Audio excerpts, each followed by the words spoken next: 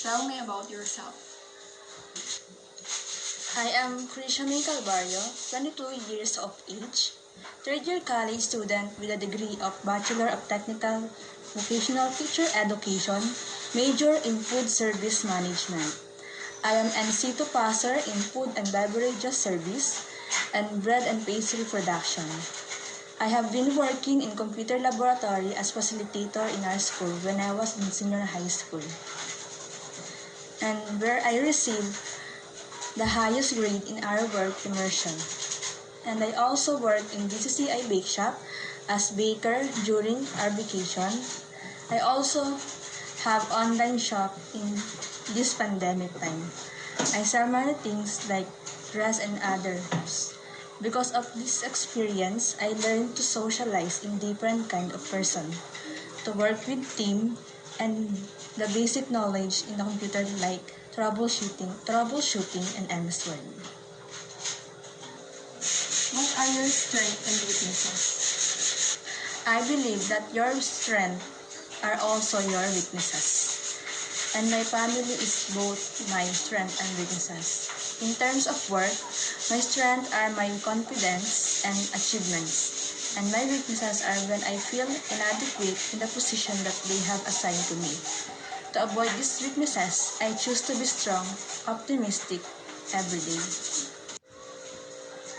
Give me an example or a situation in which you faced a conflict or difficulty at your work or in school. Every time I face a conflict or difficulty at school or at work, the first things I do is to pray and ask God for the guidance on what should I do. Before taking any action, I consider what the possible consequences of my action are.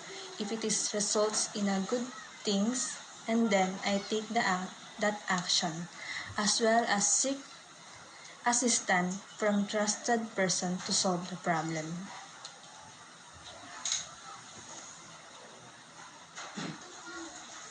Can we go over your resume?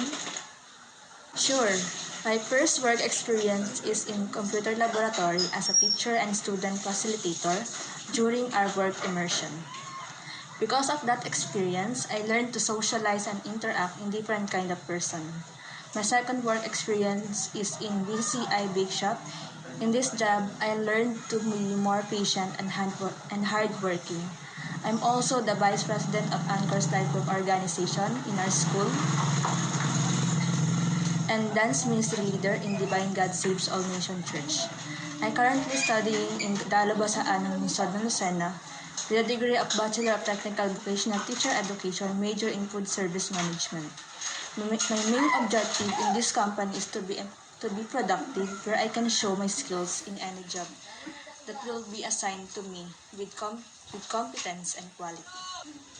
What are your career goals and where do you see yourself in the next 5 years? To be honest, I see myself as a successful teacher with a side job in the food industry after 5 years. I believe that if you truly want to be successful in life, you should be hardworking and determined in your work. But, of course, I make sure that I can manage it well and it does not interfere with my job as a teacher. Why you are interested in this internship? I'm interested in this internship because I believe I can contribute my knowledge and skills to the position you will assign to me.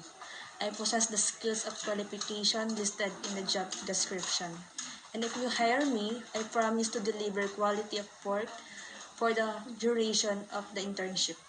I have excellent technical skills, I work well in groups, and most importantly, I am a hard worker. All I want is a chance to prove it to you. What do you know about our organization? According to what I have seen, this restaurant is one of the most well-known in Lucena. This restaurant provides excellent service to the large number of customers. It has received positive feedback from various customers. And if you give me the opportunity to be part of this restaurant, I will give my all to maintain the positive feedback. To be honest, this is my first choice for an internship at a restaurant. Why do you think you are qualified for this position? I believe that my experience in this field qualifies me for this position, as does my passion for my work, as demonstrated by my second work experience at BCCI Bishop, where our working area is on the fifth floor of the building, with no escalator or elevator, so we must rely on stairs every day. In this situation, I put my patience and determination to the job. What I'm trying to say is, if I have done if I have done it before, I can still do it now. What type of work environment do you prefer?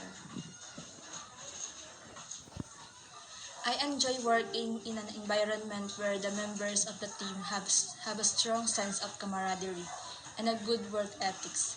I like working with competent, kind, funny people who like to get things done. It's important to me to feel that I can trust my team members to always do their best because I do.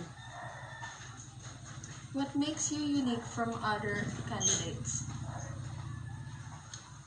Speaking honestly, I cannot tell. First of all, this is an entry-level job, so I am sure most of the candidates have almost identical background and little to none experience, just like me. And secondly, I did not meet other candidates in person.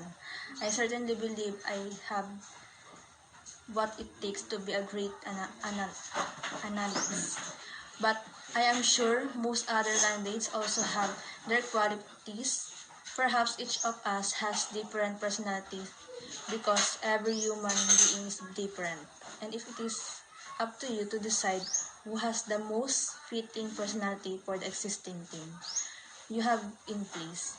I sincerely hope you will choose me, but even if you don't, I'm still glad to have the chance to sit here with your with you and learn more about this amazing company and explore the opportunities to work here. What type of job-related skills have you developed that may help you in this internship? My technical and communication skills, which are also my strength, are job-related skills that I have developed that may help me in my internship. As far as I am aware, technical and communication skills are always important nowadays because these are the strategies used to sell many different products, and these skills may help me to perform well in my internship effectively and easily. How would you assess your writing and communication skills or your computer or technical skills?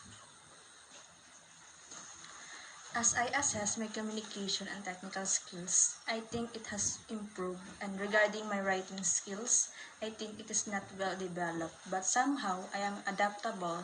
That's why I can manage to learn new things on how to write and handle different legal documents on what should I learn. What do you want to learn from this internship? What I want to learn in this internship are how to put my knowledge and skills into practice, how to communicate and build relationship with the people I work with, understanding workplace culture. This internship helped me to understand myself more and identify the areas that I needed to improve in. As an intern, good communication will help with productivity, in efficiency, engagement, and growth, and asking for the receiving professional feedback is very important too, that I want to hear too in my internship. Have you had a previous internship experience? Why? Yes, I had previous internship experience when I was in senior high school, grade 12, which our work immersion is related to our course TBL ICT. It's a wonderful experience. Because of that experience, I learned to be more confident in sharing my knowledge to my fellow students in school laboratory. Do you know anyone at our organization? Honestly, I didn't know at this food service industry because I don't have experience in any restaurant. But still, I want to know who are the successful people and their inspiring experience or stories. I just to know also want to know also their strategy and secret on how they become successful. That will inspire me in this internship. Give me an example of a time in which you worked under a deadline. When I work under a deadline, it put me under pressure and dissuade me from exerting effort due to lack of time. In this situation, I learned that if I finish my work before the deadline, I can put more effort into what I do, making it more presentable. Give me an example of when you worked with team. For the past 7 years that I have lived in Lucena, I have worked every Saturday and Sunday with my team as their leader. I admit that it is hard, but it gives me happiness and contentment because I know that I'm doing my best in leading my team. Give me an example of a time you worked on multiple assignments during one time.